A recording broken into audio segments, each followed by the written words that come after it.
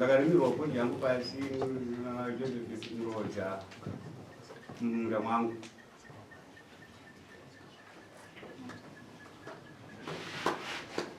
Apa mawe kungotizivisa tazvinzwa saka mati kuti kawina wakaita kuti yangu pasi ndamtamiriza kuti vano munda wavo wakapiwa ndino wangu munda saka munda wangu kwauri kwawo tori kurefu nomunda wangu pati iwo ndakushamisa kuti yakurima munda kwangu ndakandaita ndikunyaya vakarimira mutudei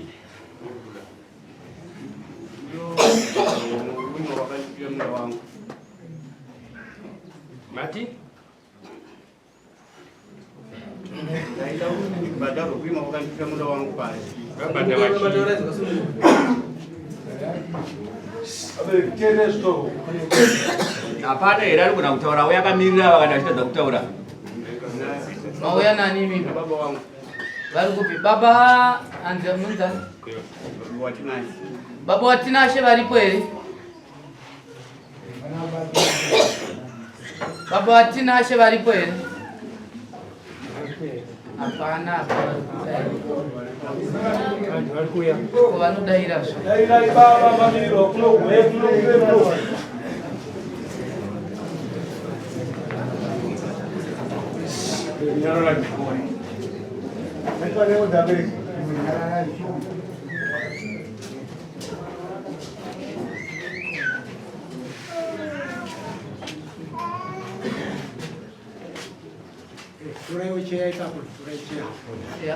Itendera yamai vatange vadaika na baba.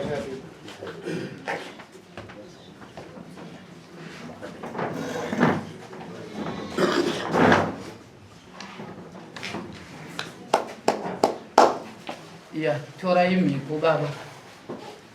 Asi manzwa zvazvichita vamwe vasati vatanga kutaura. Pamusoro vachangamire tiri kupika kuti ndichataura chokwadi pamberi pamambo ndisingareve nhema.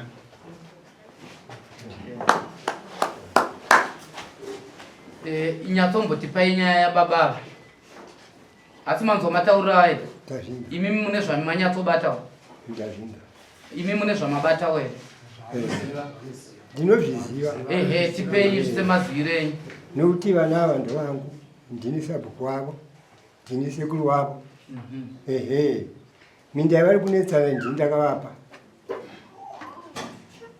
Zvino vari kurimirana nomhosva yekuti uyu kagadheni kaari kurwisa aka kagadheni kavaise tunesi panguva yedhirauti. Ndiko kaari kuramba achirwisa. Isi takazovapa minda iyi kagadheni aka kanga kariko dhirauti vachitsvaga mvura yekuti vaite nesi yavo. Zvino isi tacheka tumunda itoto kari kagadheni kani kanga kaiswa nesi nevanhu panguva yedhirauti. Kari kagadheni kevava kwavava. Zvino tacheka tumaploti, hatina kupfeka gadheni. Tumaploti itoto ndo tabva tacheka munda kusaidhi kweurimai. Ava ndobva tavachekerawo kwavo. Zvino vari kuramba vachienda kukagadheni kai vachirwisa kuti kagadheni kangu. Asi hatina kumbocheka gadheni. Ndo maziya tikiti vari kuramba vachirwisa kuti ndikuda kurima chete kagadheni kapi. Iko kaya. Foja iri kutaura kunzi yakarimirwa pasi, yakarimirwa mukagadheni kaya. Iko kaya. Munda wakarimwa ndobva wasvika mukagadheni kaya. Munda uyu wakapirwa nani? Wakapirwa ani uri padhuze pekagadheni apa? Munda ndouyu. Ndewe uyu. Uyu ndobva ava nekagadheni kari mudhuze memunda weuyu. Kamuka gadheni kokumhera kwakachekererwa kukaita munda uyu. Alright. Maona. Takachekerera kobva kaita kumunda uyu. Asi hatina kuzopfeka magadheni patapfeka tumaploti. Zvino ava vari kuramba vachita nharo kuti kagadheni kakuti taura kuti isu hatina kupfeka magadheni. Takapfeka maploti asi yakaenda kurwisa mataura zvakanaka baba taura itinzwe. Inini baba wasati vaite sabhuku panga pane waita mwana ainzwa Munemo. ndine 18 years ndichiri magadheni rondo. Vakanditi ndisazora kuuya kwawaita munhu anoenda kunangidza gani kuti vakadani kuno magadheni yangu. Ndobva ndapegewa gadheni rangu naSabhuku waitoka. Kwanga kuri kumafuro, kwanga kune miti. Ndokwaifurira mombe nanhasi ndokumafuro kwanoenda kwamurodhi yedhipi. Saka inini gamira ndakakondranganisira muriwo yangu kana nesi yangu yefoja. Ava vakapega matombo yavo 15 meters kuuya kune gadheni riri kurukwawo, kuuya kune gadheni riri kurukwawo. Saka auyu mukomana akati advantage yekuti gadheni rababa mukuru ramunemo vati vakandipa inini vakakumbira kuno mwana wavo uyu. Ndobva aitwa chibatanidza mukomana uyu ndobva oda chibatanidza gadheni rangu sati paine kwakachewa zvidhina akasaka pisika dikidiki kati parutiso. Uyu mukomana uyu ndobva atenderedza, ndobva asvika nomutsanga mese, ndobva arima. Ndaenda mberi mukarima here kugadheni zvekutaona zvataona uye kuti mukarima Akarimira foja pasi. Nekurimira foja pasi. Ndakarima pakakona kugadheni rangu paakandisiyira ipapo. kwete foja? Kwete foja. Zvataura manyeperi kuti ndikarimirwa foja yangu mandikaisa masaga matatu. Kunyepa kana makatobva kuno makaenda kuona. Akusi kunyepa ichokwadi kuti ataura chokwadi. Ataura chokwadi nduti Uyu kuti akarimira foja. Akarimira foja uyu ndiye akarima foja. Mukazviona kai? Ndakazviona uyu. Alright. Iwe Sabhuku asi vako ndivava? Sabhuku wangu. Ndiwa Sabhuku wako? Ndiyani pamusoro pegamira. Ndiwa Sabhuku wako mubvunzo here? Ndiwo wandinawo, ndiwa Sabhuku wangu. Vari kunyepa here kuti zvavataura zvikuti ukarimira foja pasi? Vari kunyepa. Ndirai nditaure tsanangudza. Nekuti inini ndingega because inini ndiri kuita zvandiri kuziva. Ndikutaura chokwadi changu. Ndwai naSabhuku. Pakarimiwa pasi apa izvo zvitakaenda tinotogona kutoona panhu pakarimwa pasi ipapo. Vana vamukasedza here muchiona? Imimiwo kana tomukazozombodaidza zvangu asi ndakaenda ndikaona pakarimiwa pacho. Uyu ndiani wenyu? Muzukuru. Muzukuru. Ko uyu paukama? Ndisavira uyu. Ndisavira. Ndini ndakatomaka. Alright. Kana imi mukaprova kuti shuwa uyu akarimira foja yake pasika imhosva yaakaitawo changa achifanira kuita uyu kana yanga uri munda wake aifanira kuuya kwamuri achitaura kuti onai munhu uya aita se arima munda mangu zvino iwe ukaita bhinya kuti handinoda kuona kuti anondiitei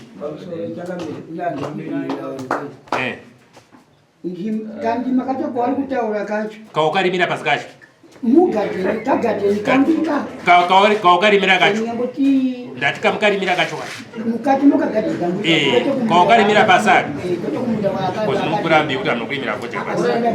Alright baba, gadheni renyu rakakura sei? Gadheni rangu kaposheni kadiki kari kunyazwa nezvakaita classroom ino inopinda kangani mugadheni mo? Ine yakatokura ine. Ine yakatokura? Imimi baba, uyu akanhanhira here kuseri kwegadheni iri achirima munda iwo?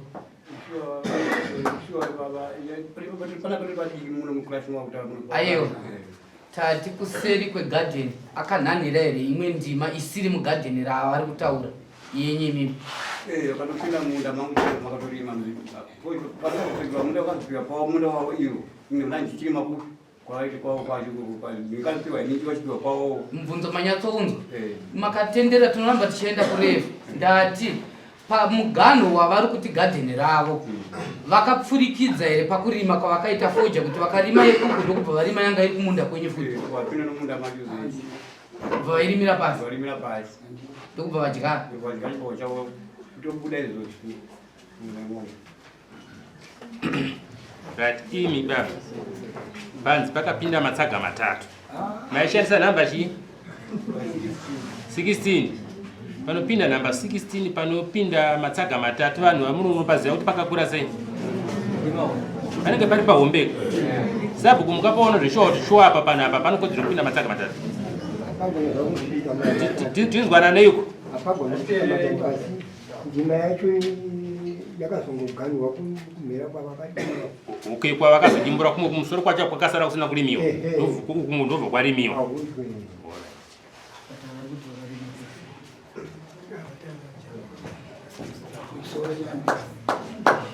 awa kwavakapegiwa uyu mwana kwandiri kwaakapegiwa kune 15 meters kubva kumatombo yakaiswa naSabhuku achiuya kugadheni kwangu. Saka vari kutondipusha kuti ndiende kukurukwa neandara ndikati kwedu kune gadheni ndora ndikapiwa naSabhuku akati vakandimiropa. Saka avo baba vanhu vakutaura kuti kwandapegera vanhu kumafuro kunoko hakuna magadheni, but pano magadheni yangu pacho ipapo rese pano magadheni ehama dzavo anotodarika munda wangu kuenda kusvika kwamukombo. Baba mamunhu mukuru imimi mazino pamukoona zvadaro kuti uya mwana uya akukanganisira ndichitarisa imimi nowa muri wakuru straight pamukoona kuti zvadaro muri wawo maifanira kuita sei? Hazvina kutanga ndasi ndakatanga kuenda kuna iwavo ndikaenda kuna iwavo ndikati kusekuru zvine bvumo here kuti gadheni randikutoraramawo naro mukomana ava ndobva vati kudisa vachinzi ndataura kuti kariyana wesapa ndikuitwa magadheni ndobva handichimbidza mukomana bvaenda kurima nemutsanga machizotangopinda navo ndati zvamukaita maona kuti uyo arima maifanira kuita sei semunhu mukuru? Ndiye akatondibatsira kuchera makomba achoyopumbuza togadheni macho. Hamisi kupindura mubvunzo. Ndati zvamukaona kuti uyu ndo zvaaita panzvimbo iyi yakakakubatsirai maona kuti zvaaita maifanira kuenda kupi?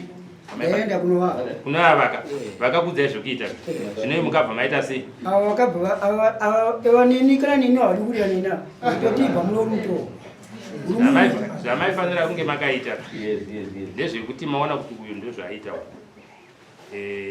maifanira kuenda kuna Sabhuku nokuti ndovaridzi vomusha ndovaridzi vonzvimbo kuti no Sabhuku yaone chaitika panzvimbo pangu paya aitika zvakati nezvakati nezvakati uya mundionerezvo makatotanga kutoyananiswa naSabhuku pa musati marimira pasi mbeu dzemunhu zvinozviva chaiye vamakatoinodare kutogara rangu nekutera atide kumubvisa muno yadhi yangu yavakandipa inini yandakaisa mbeu dzangu vakatoti usarimoko ngabve muno hatimuzive inoziva chaiye vangatogadaita tinanduye kuti arerenyino kuti ndatosungwa kare ka mundisunga kangani asi pana achida kuti tibatsirane nai baba imimi saSabhuku matiuindisahwira uyu mwana wenyu andidi pamakabvisa gadheni rababa vangani vamakabvisira magadheni iko? Hakuna gadheni yomunhu kuti tino vanhu vaviri vanga vakaisa tunzvimbo tandiri kutaura ivo vanhu vari kuramba vachiita nharo vamwe vacho vaviri vakabva vakanzwa zvatakataura so ndini takapedza tumapuroti twacho hausi minda asi mapuroti ndikapedza ipo. Imimi muri kuti chii? Muri kuti pane vachiri Handitongwe naSabhuku anorara muMurara anorara mudzimba dzouswa. Mirai makadaro matimi pane magadheni mamwe achiripo ndeani nani? Rababa romwana wowewa pamusoro keta rimwe racho futi ndorongopanikidzwa pamukombozi iri ravakatora mairi ayo vakatokumbira kuna nedzo gadheni iro vachiti uye muramuzo wakuda kurima panapa vaenzera kono gadheni iri ari muramu wavo nyingino waSabhuku wacho akapa pakati pagadheni iro ndiyakane magadheni mairi ayo ndinoona zvopindwa kuti nouyu kuti azosika kugadheni rangu pamwe pano pandaida kuti tibatsirane zvakanaka. Munoona nyaya dzevamakwa nevagari vemuvhileji dzinoda kunyatsodziongorora zvakanaka. Takatadza kudziona zvakanaka tinogona kuenda kumwe kusiku.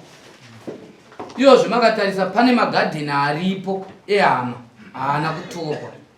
Gadheni remutorwa ane 18 years achirima ndo ratorwa richipirwa mwana waSabhuku. Saka munoona zvazvinoita ipapo inini ndaiona kuti chete kuti inyaya yatiri kutaura tiri kuno inyaya yaitoda kuti dai paine mari inoda kunyatsosvikwa paground pachinyatsoongororwa kuti shuwa ndizvo ende sematauriro amuri kuzviita nekuti matambudziko mazhinji varidzi vemusha nekuti isu titoriwo maSabhuku kwatiri asi hausi mukana wekuti isu tinotorera vatakambopa tichipa vana vedu nokuti vaperevedzerwa. Kana mukati yakubvunza kana kapere so kana kutaurira mataurira ibomirai maura ini ndati ndini ndakapfeka maploti waari kutaura hasi ndiye akapfeka maploti tikandika gadheni vaari kutaura ndokokuti kana kwaita drought tinenge chitsvaga panenge panokadzira panogara. Alright, tiri ipapo imimi saSabhuku hamuna here imwe nzvimbo yekupega tumaploti semapegere enyu musingabate bate vakapirwa kare ndima inopegwa kangani? aina kupegeyo aitorima kawo aiwa sematauro amaita kuti akagara achirima kandima kedrought kwete kugara achirima igore ribodzi akarima nomosvaidza kuti gore rimwe chete vanga pashaika mvura ndokutsvaga gadzira vanomvura ndokuti akagadhini vezviita nesi gore iro tisati tapega maprotani asi manzwiro andaita Sabhuku mati kagadheni aka akagara achikarima nekuda mati kagadheni kedrought kokuti kakatotsvagiwa saka kagadheni kedrought kakarimwa gore rimwe chete kakangori magore rimwe chete drought haitika makore 9 matatu 1 gore konesi yamataura iye kuti ndokanonesera akamonesera gore rimwe chete nai baba vakanesa kangani ava vakarima kangani nzvimbo iyi riri gore ripi pane 4 years varima pesa apa vanga vasingarimi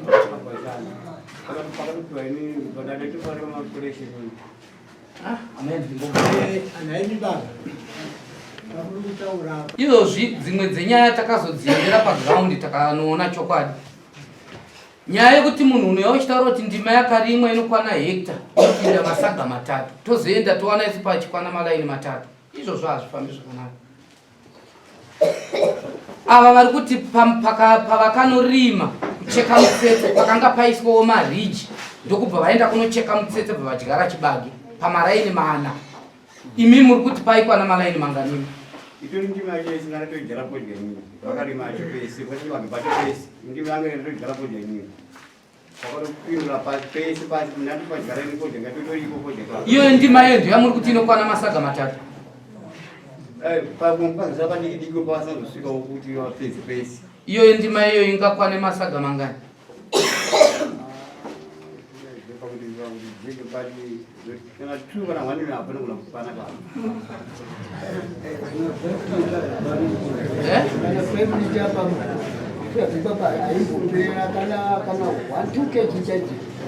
ya inini chandaiona nhauyi charemera imi maremerero aichakuita inyaya yenyu iri kuda pagiraundi panopedza zvese nekuti ava vari kuti ipapo patakatora pamalaini waya hapasvike 5 lita ava vari kuti panokwana masaga 2 saka nyaya iyoyo kana makaramba muchidaro sematauriro amuri kuita kunoko hatina mumwe muenzaniso watingaiita kunze kwekuti imimi ndimi musimudze changamire vaende vaone nzvimbo yenyu pochionekwa pamuganho negadheni nekumunda pochionekwa pacho pamakazorima wemi muchidyara chibage kuti pakakura sei inini ndose maonero angu nekuti kana takaramba tichiti makarimira pasi vachiti handina kuti makarima izvozvo ndiri kuona sekuti nyaya yenyu haiperi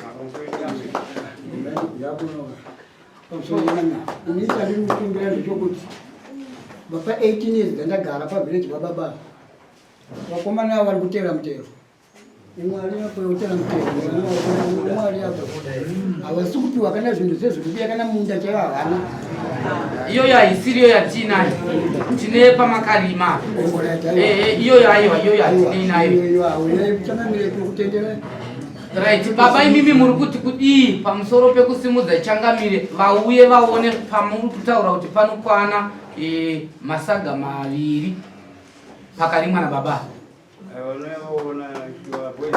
pese pakatodyarwa pacho pese makapaona chadomurevachoka pese mangatotodyarawo nipodya yangu pa wakarimira pasi pese pacho nokotipapona podya yangu iriyo nemupaona makurira pakaitawo wakarimira pasi pese vakatodzura foja ngomera ititaura vakadzura foja kana tati mambo akutaura akambochinyana nditi mamakataura takanyarara tine mupurisa akamboenda unosevha masamoni ikoko aiti akapaona panapa mutepa ari kubi tepa angona ngakapaona pa akanosevha masamoni ari kuti iye anenge akaparatidzwa pani papo kana akaparatidzwa noona kuti umbowa wakanaka kuti pakakura zvakadii asi padhuze pandakamuratidza inona unowania vakapara iona kani mudzimai wavakatorera ndima yake iye akapaona here mupurisa imi makaona namupurisa here akasvika pambaba muno kuti pavakarimira nafoja akaparatidzwa here kupasvika anozopasvika asi ndakamuratidza imwe nhau inowania ichapira kumhanga wakuti nomudzimai yakutora kuriye ipotimondeis bati izotuma makurukota nenda kuground vanotipa maririsi ivava vekuti vabhadhare kuground apa hamusina chekutaura changamire vati imi nababa ava ndimuchatsvaga mari ichakwidza makurukota achauya kunoona paground nyaya yenyu yozodzoka mudare